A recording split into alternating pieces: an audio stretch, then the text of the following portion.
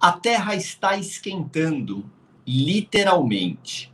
A década passada foi a mais quente já registrada. Os governos concordam que algo precisa ser feito e de forma emergencial. A COP26 terá a presença de 200 países que vão apresentar planos para a redução de carbono e diminuição do desmatamento. A conferência em Glasgow, na Escócia, será um aperto para o Brasil, mas também para os Estados Unidos.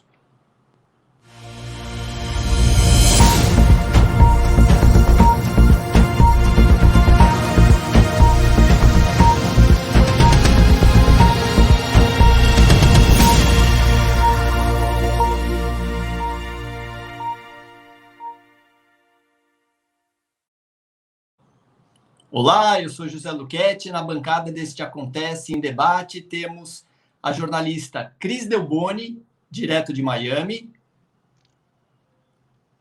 e a também jornalista Adriana Brasileiro, do Miami Herald. O nosso entrevistado é o professor Arlindo Philipp, que acaba de lançar pela editora Manolio o livro Sustentabilidade no Agronegócio. Arlindo é professor titular do Departamento de Saúde Ambiental, chefe do mesmo departamento, presidente da Comissão de Pós-Graduação de Faculdade de Saúde Pública da USP, entre inúmeros cargos na Universidade de São Paulo. Professor, seja muito bem-vindo. Muito obrigado, é um prazer estar com vocês.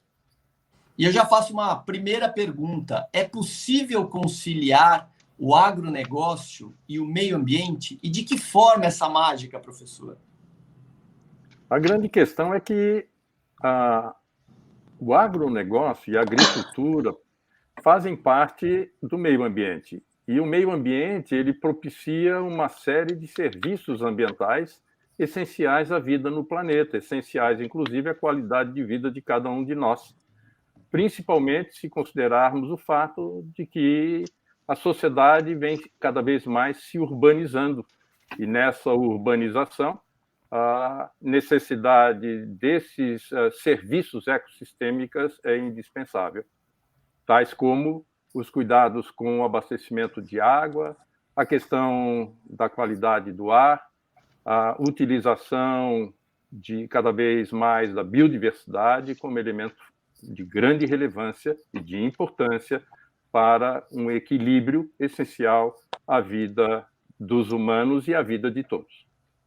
Mas, professor, a questão da agricultura, ela também não tem uma ligação com o desmatamento. A gente vê muito no Brasil e também em outros países, Estados Unidos também, avançar nas áreas nativas, né, nas áreas preservadas para a expansão da agricultura e da pecuária?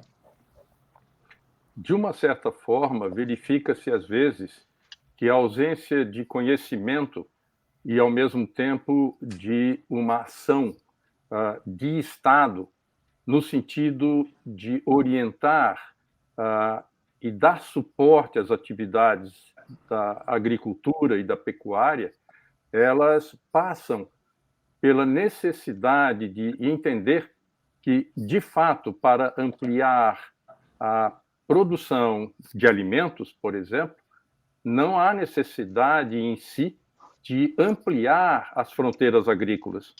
A questão da sustentabilidade exatamente traz à luz a questão chave, que no momento em que cada vez mais considerarmos os aspectos da sustentabilidade, incorporando os Objetivos do Desenvolvimento Sustentável da Agenda 2030 da ONU, cada vez mais nós teremos condições de produzir mais, utilizando tecnologias que aí estão disponíveis, a inteligência artificial está cada vez mais disponível e, ao mesmo tempo, ao fazer isso, também utilizar os elementos naturais do ambiente, do meio ambiente, como elementos de sustentação da produção agrícola à luz exatamente de utilização de menos espaços, usando os mesmos espaços e produzindo mais. Agora, professor, só uma perguntinha que eu penso muito na questão cultural, né? Que a valorização dos recursos naturais, da biodiversidade, e esse foco maior em sustentabilidade requer uma mudança cultural grande, não só nos consumidores, mas também nas empresas, nos mercados, né? Nós estamos falando de padrões diferentes de consumo, né? Não é só padrões diferentes de produção, né? As pessoas vão precisar, por exemplo, comer menos carne, né? Isso é uma das opiniões que nós ouvimos sobre, né, como reduzir a pressão ambiental. O que o senhor acha? O senhor vê esse ímpeto aí para uma mudança cultural realmente importante acontecer nos mercados e nos consumidores? A sua questão, Adriana, ela, na realidade, ela define aquilo que é essencial para que nós tenhamos efetivamente equilíbrio na produção dos alimentos necessários ao mundo. Por exemplo, quando nós olhamos que nós estamos caminhando provavelmente para termos em 2050, nós termos 10 bilhões de habitantes, portanto, são 10 bilhões de bocas para alimentar, né? E dentro desse aspecto, as características que o Brasil tem em termos de natureza, em termos de clima e todos esses elementos, o Brasil efetivamente terá condições de, utilizando, sim, práticas sustentáveis, aumentar de forma extremamente significativa a sua produção agrícola sem ampliar 1 hectare sequer de área para essa produção. E, nesse aspecto, aquilo que você coloca, que é a questão cultural, ela está presente como, seguramente, um dos elementos que exigirá investimento de tempo, de educação e, seguramente, de ações de Estado, no sentido de caracterizar que, para a existência de mudanças, nós teremos que ter essas mudanças culturais. É interessante notar que, no caso brasileiro, nós temos determinados tipos de práticas agrícolas que culturalmente são altamente sustentáveis, de pequenos e médios produtores também. Mas, ao mesmo tempo, nós temos práticas tremendamente danosas que interpretam, e aqui entra o fato de que há ausência de conhecimento para começar. O segundo aspecto é que tem uma relação direta com apenas o curtíssimo prazo, o que faz com que, utilizando a própria parábola, né, colocada na fábula, né, a questão de que a galinha dos ovos de ouro corre riscos, né? E, dentro desse aspecto, naturalmente é papel do Estado levar esse conhecimento à sociedade e, como você mencionou bem, esse conhecimento tem que ser levado aos produtores, sim, mas a eles, além deles, nós temos que ter também o envolvimento dos setores de produção mais significativos, e nós já temos isso no caso brasileiro, muitas hoje empresas, para trabalhar com os produtores rurais, têm usado as práticas sustentáveis para selecionar os seus parceiros. O que professor, o senhor fala no seu livro exatamente disso, né? De alimentar 10 bilhões de pessoas de maneira sustentável e equilibrada. E isso em 2050. Nós vamos conseguir? Isso realmente é possível? Com certeza é possível, sim. Até porque as tecnologias hoje disponíveis, elas vão se aperfeiçoar cada vez mais.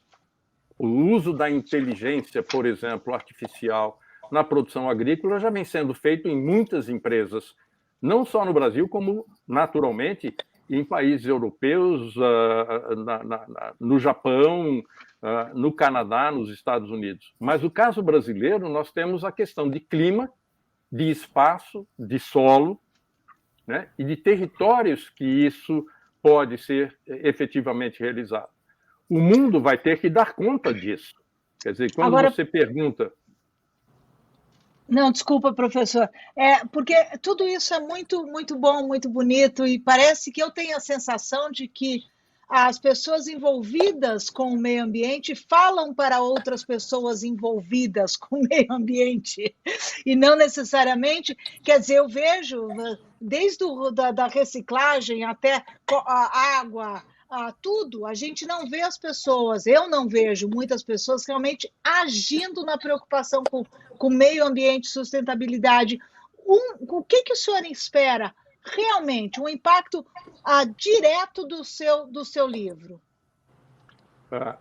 Todas essas questões, por exemplo, né, que vocês estão trazendo, elas estão colocadas em capítulos que justamente caracterizam em 4 Mas partes. De forma direta, o que o senhor estivesse falando com uma netinha, um netinho, o que o senhor quer que as pessoas mudem na prática? Uma ação que o senhor quer que elas tenham a partir do seu livro? A primeira coisa que nós temos que fazer é trabalhar a educação básica brasileira. A educação básica é essencial para a formação de cidadãos que entendam qual é a conexão da sua própria vida com a questão ambiental, e que a questão ambiental é essencial à existência de alimentos, de água, de energia, e a partir disso, por exemplo, nós temos que melhorar a educação básica, aperfeiçoar a educação média e atingir cada vez mais a educação superior, que exatamente forma as pessoas que vão assumir as posições de líderes empresariais, de técnicos que vão implantar e desenvolver as tecnologias a serem adotadas, ao mesmo tempo também utilizar isso, sob o ponto de vista cultural, nas práticas culturais, como teatro, cinema e outras formas de expressões culturais que trazem essas questões e que nós já estamos vendo isso acontecer. Então, perfeito. Agora, desculpa, o Acontece em Debate sai, é um programa produzido em Miami, eu estou em Miami, a Adriana está em Miami. Como tudo que o senhor está falando difere em termos de atitudes, e como o senhor vê a diferença das atitudes, por exemplo, das pessoas nos Estados Unidos? Se nós formos observar aquilo que vem sendo realizado na agricultura, não só no Brasil, né, porque tem coisas muito positivas sendo realizadas e tem coisas muito negativas sendo também efetivadas. Então, nós temos que, no fundo, trabalhar para avançar nessas formas muito bem colocadas e trabalhar intensamente para que a própria população comece a condenar as práticas inadequadas que comprometem o próprio futuro de cada município, de cada estado. Quando nós olhamos isso no caso dos Estados Unidos, nós podemos perceber que nas regiões, por exemplo, de pequenas e médias cidades que têm profunda conexão com a agricultura, essas práticas têm se aperfeiçoado de forma significativa também, o que mostra que há, de alguma forma, uma conexão já entre aquelas empresas que estão adotando, as grandes empresas estão adotando práticas de sustentabilidade nessa articulação, inclusive, para ter fornecedores acoplados às práticas de sustentabilidade que a empresa pratica e oferece ao mundo e diz ao mundo que está fazendo aquilo e, portanto, aquilo poderá ser cobrado pelo cidadão comum e também passa a educar esse cidadão comum.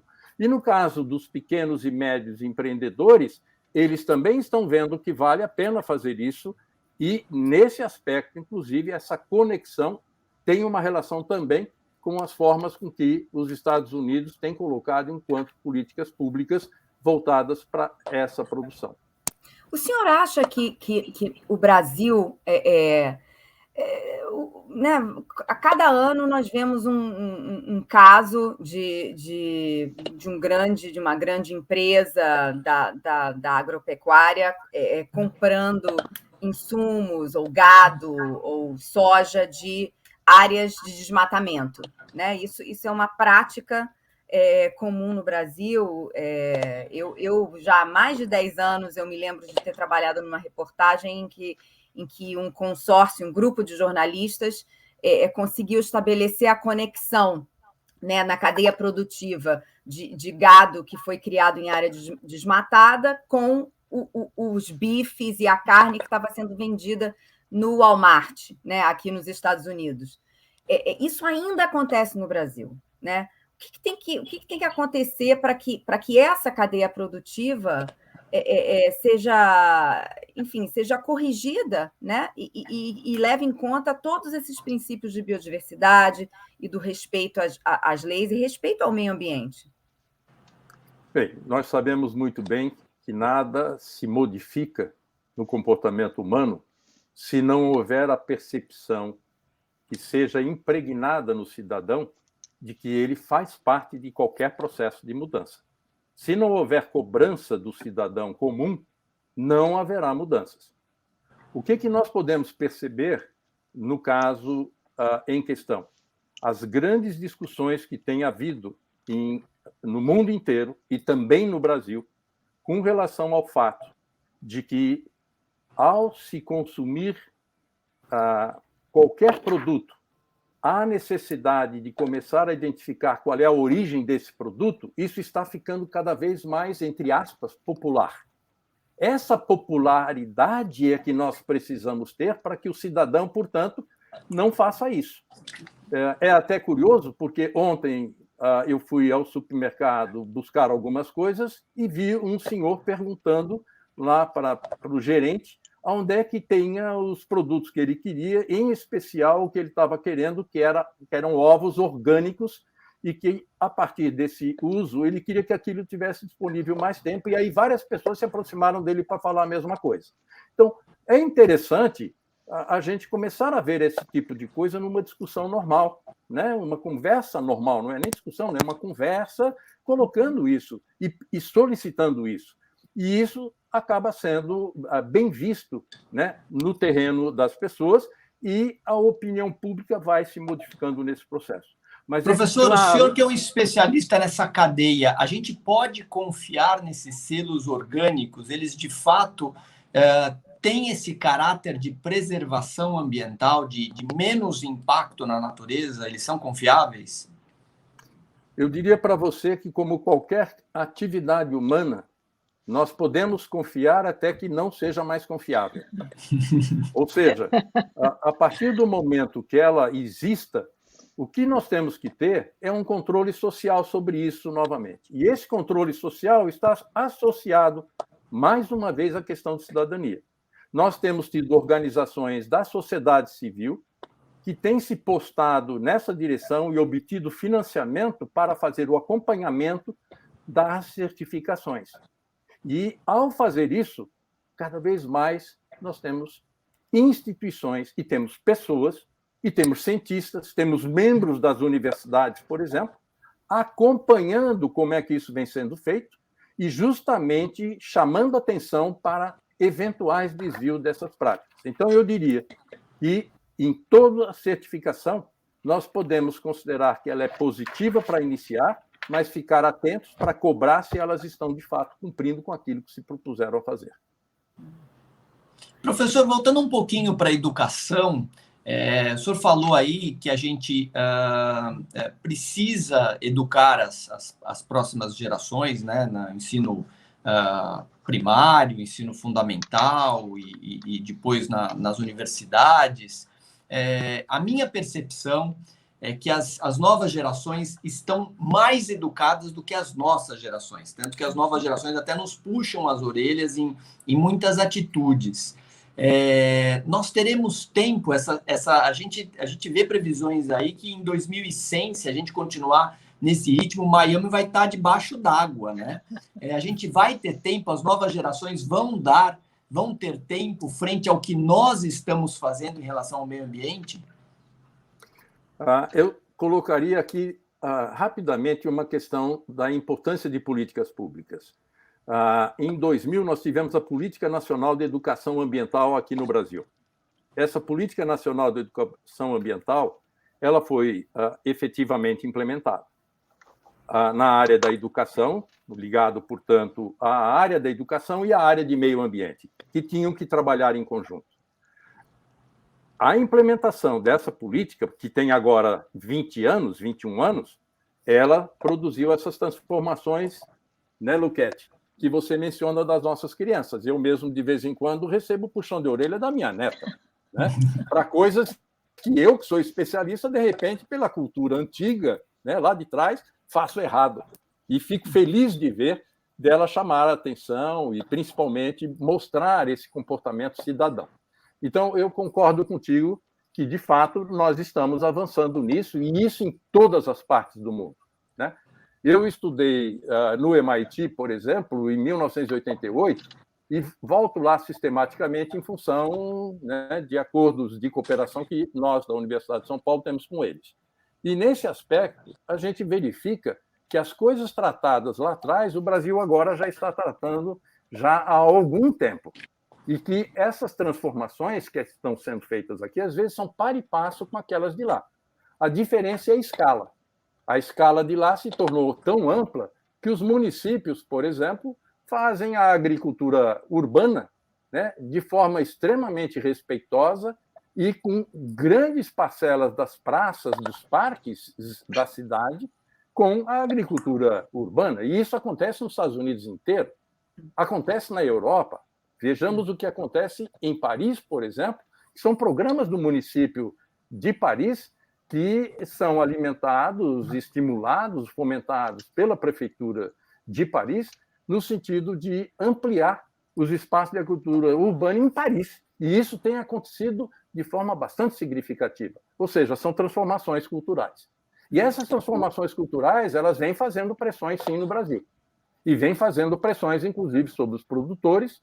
E, naturalmente, para que a gente preserve espaços agora de mercado em relação aos países europeus, aos países asiáticos e mesmo aos países da América Latina e do Norte e Central, nós vamos ter que cumprir cada vez mais os espaços de cumprimento dos Objetivos do Desenvolvimento Sustentável da Agenda 2030, que implica necessariamente ampliar os espaços de sustentabilidade no agronegócio, por ser essencial à sadia qualidade de vida.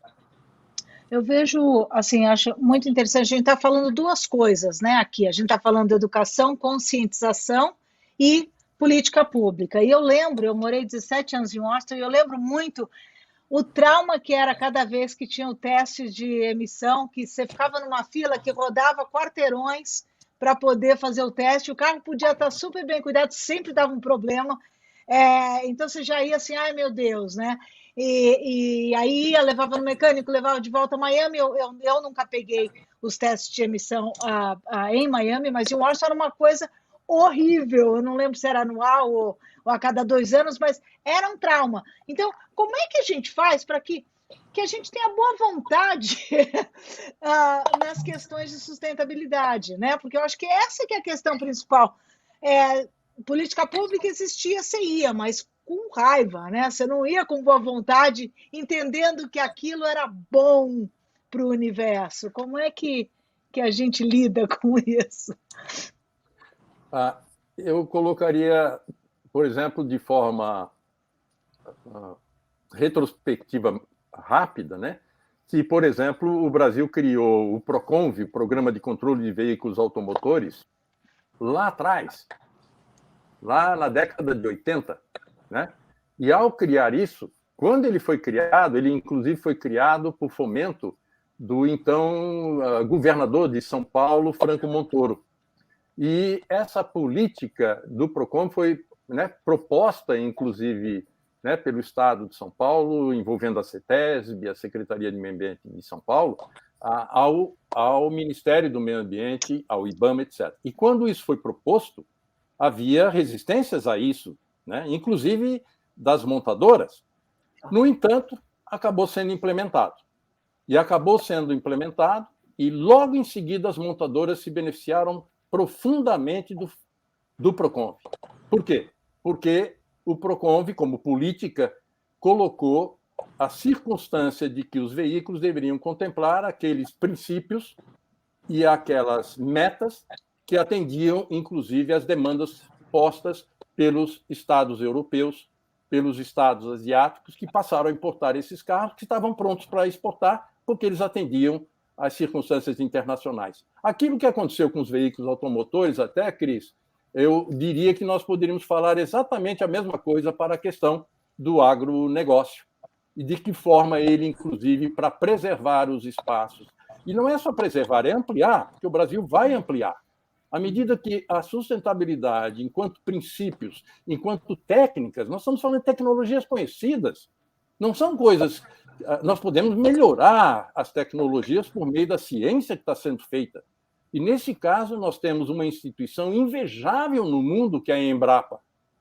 Essa Embrapa, que é um instituto de pesquisas de altíssimo nível, com profissionais de grande competência e capacidade de trabalho, estão dando respostas significativas, fazendo com que o Brasil, nesses últimos 25 anos, mudasse completamente o seu panorama em relação ao mundo na produção agrícola.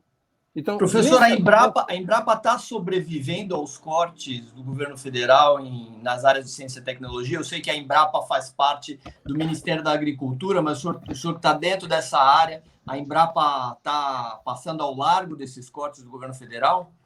Por enquanto, está passando ao largo, sim. Eu não tenho detalhes no momento sobre de que forma o orçamento desse ano está tratando essas questões, né? Mas eu acredito que, na questão da agricultura, nós temos aqui uma retroalimentação sob o ponto de vista da arrecadação tributária associada à agricultura, que tem que ser reinvestida na agricultura, né? E isso poderá, de alguma maneira, por exemplo, preservar, imagino eu, as condições de financiamento em relação ao orçamento colocado para essas atividades. Mas eu quero destacar o fato de que a própria Embrapa, ela também tem como instituição de pesquisa de alto nível recebido encomendas e atuado junto a setores que contratam esses serviços, ampliando a capacidade de sustentação da própria instituição.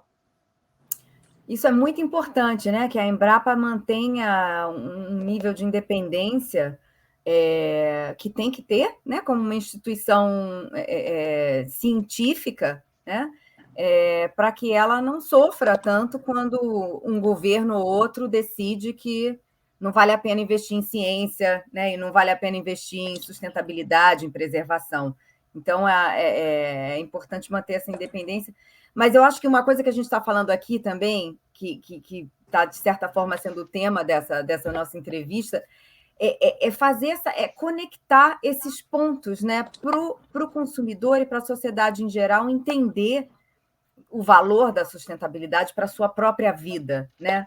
Então, aqui a Cris comentou a questão dos testes de emissão dos veículos. Eu, aqui em Miami, uma coisa que a gente está vendo agora muito é essa discussão sobre o uso de plástico, né, de sacolas plásticas, que na Europa isso já é uma conversa antiga, né? Os supermercados já não distribuem sacolinha assim, de graça, mas aqui em Miami ainda é uma conversa, as pessoas ainda reclamam quando vão ao supermercado e não tem sacola plástica, ou quando elas têm que pagar por essas sacolas, né? Então, quer dizer, como explicar para o público em geral, né, essa questão que a gente está conversando aqui, como fazer essa conexão entre os benefícios, né, para a sociedade como um todo, para o mundo, os benefícios ambientais e essas limitações, de certa forma, que a gente tem que, né, se adaptar, né? Eu acho que essa questão da educação, realmente, como o senhor falou, é muito importante. As pessoas têm que aprender que vão precisar levar a sua sacolinha para o supermercado e não tem problema nenhum nisso, né? Eu acredito que a sua fala ajuda a reforçar o fato de que, quando há certos movimentos, eles rapidamente são incorporados.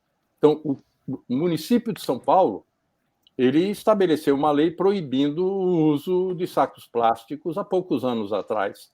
Hoje é uma coisa normal, né? Quem quiser usar o saco plástico, compra o saco plástico, porém o saco plástico ele tem que ser biodegradável. A produção dele, de acordo com a lei, tem que ser biodegradável e, portanto, todo mundo usa esse saco biodegradável. Hoje, aqui em São Paulo, seguramente não tem mais reclamação alguma, né? E uma quantidade imensa de pessoas vai. E isso foi muito rápido, né? Eu acredito que tem fatores assim essenciais para essas questões. Por exemplo, o prefácio desse livro, Sustentabilidade no Agronegócio, ele foi feito pelo Dr. Maurício Antônio Lopes. O Maurício Antônio Lopes foi presidente da Embrapa e foi representante brasileiro na FAO. Esse doutor, esse pesquisador, ele realmente é alguém que trabalha com isso já há muitos anos, com essas questões da sustentabilidade. E já desenvolvia, como presidente da Embrapa, essas questões no âmbito da própria instituição. Esse indivíduo se formou em algum lugar, como cada um de nós. E ele já se formou com essa visão, né? E desenvolveu essa visão e levou à aplicação disso à Embrapa, que tem considerado isso de forma significativa.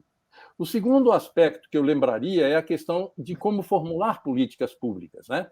E nessa formulação de políticas públicas, nós convidamos até, peço licença a vocês para comentar, a importância de que o pós-fácio desse livro foi feito pelo deputado federal Arnaldo Jardim, que foi secretário da Agricultura do Estado de São Paulo e que é deputado federal e que trabalha muito com a questão do cooperativismo e que, como secretário de Estado para São Paulo, ele desenvolveu vários projetos associados a questões de sustentabilidade. E esses projetos estão em andamento.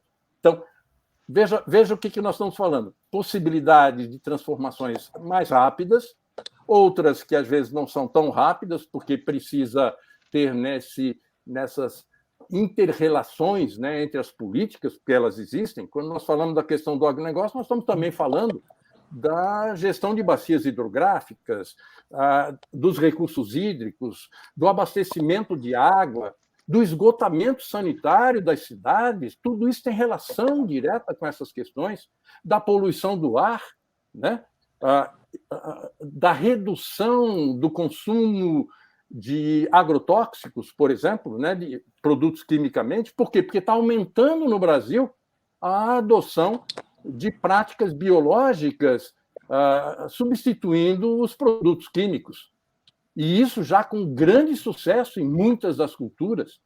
Então, quando nós olhamos esse conjunto de elementos, nós verificamos aqui a grande relevância dos Objetivos do Desenvolvimento Sustentável quando eles demonstram a conexão que existe entre todos os 17 objetivos.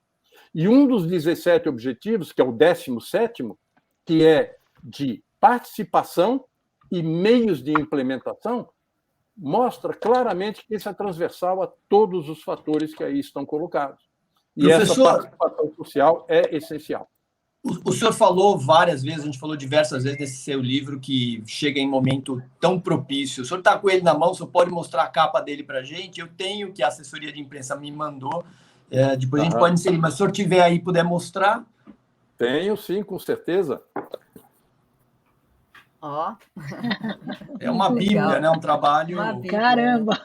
que chega num momento bastante propício. Professor, muito obrigado pela entrevista. Eu acho que estamos num momento mais do que propício para discutir essa questão de sustentabilidade, principalmente em relação ao agronegócio. Brasil e Estados Unidos são dois países agrícolas e pecuaristas, né, que dependem, o mundo depende do que a gente produz nesses dois países. Muito obrigado, professor.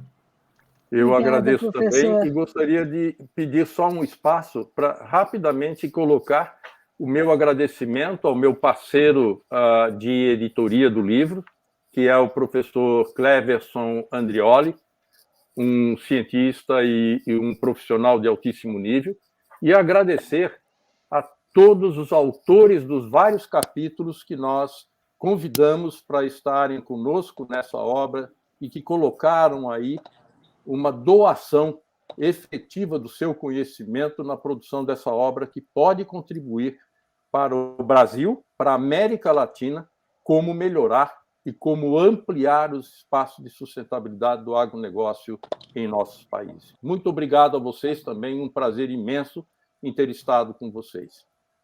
Obrigada, professor. Nós que agradecemos. Obrigado.